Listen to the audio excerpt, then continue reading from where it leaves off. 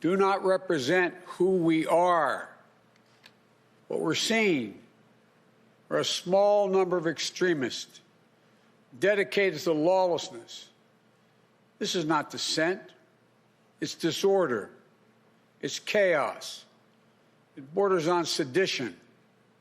And it must end now. I call on this mob to pull back and allow the work of democracy to go forward. You've heard me say before in different contexts, the words of a president matter, no matter how good or bad that president is. At their best, the words of a president can inspire.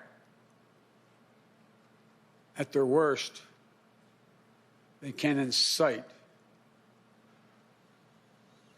And therefore, I call on President Trump to go on national television now to fulfill his oath and defend the Constitution and demand an end to this siege, to storm the Capitol, to smash windows, to occupy offices, the floor of the United States Senate, rummaging through desks, on the Capitol, on the House of Representatives, threatening the safety of duly elected officials. It's not protest, it's insurrection.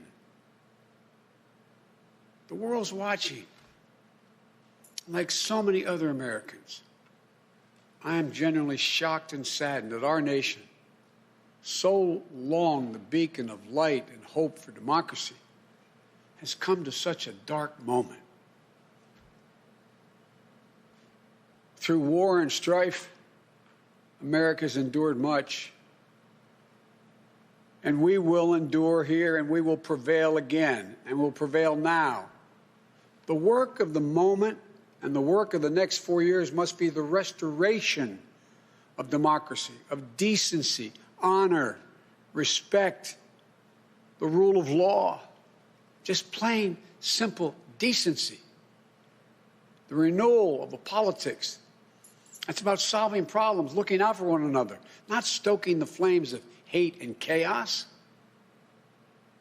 As I said, America is about honor, decency, respect, tolerance.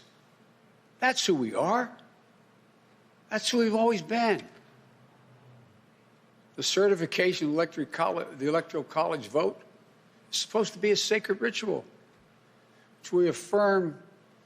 The purpose is to affirm the majesty of American democracy. But today's reminder, a painful one, that democracy is fragile, and to preserve it requires people of goodwill, leaders with the courage to stand up, who are devoted not to the pursuit of power, or the personal interest pursuits of their own selfish interest at any cost, but of the common good. Think what our children watching television is thinking. Think what the rest of the world is looking at. For nearly 2.5 centuries, we, the people, in search of a more perfect union, have kept our eyes on that common good. America is so much better than what we've seen today.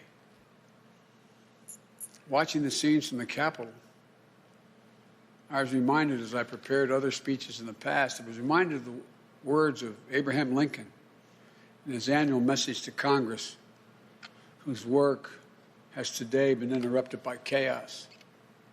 Here's what Lincoln said. He said, "We shall nobly save or merely lose the last best hope on earth." Went on to say, "The way is plain, peaceful, generous, just. A way which, if followed, the world will forever applaud and God must forever bless." The way is plain here, too. That's who we are. It's the way of democracy, of respect, of decency, of honor. commitment as patriots to this nation. Notwithstanding what I saw today and we're seeing today, I remain optimistic about the incredible opportunities. There has never been anything we can't do when we do it together.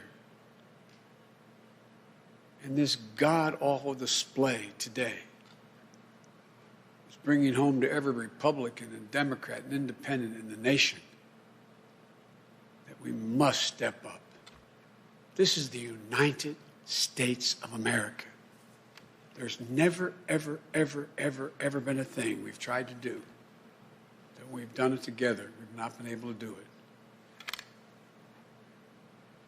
So, President Trump, step up. May God bless America. May God protect our troops and all those folks at the Capitol who are trying to preserve order. Thank you, and I'm sorry to have kept you waiting. Joe Biden talking to the press there in Wilmington.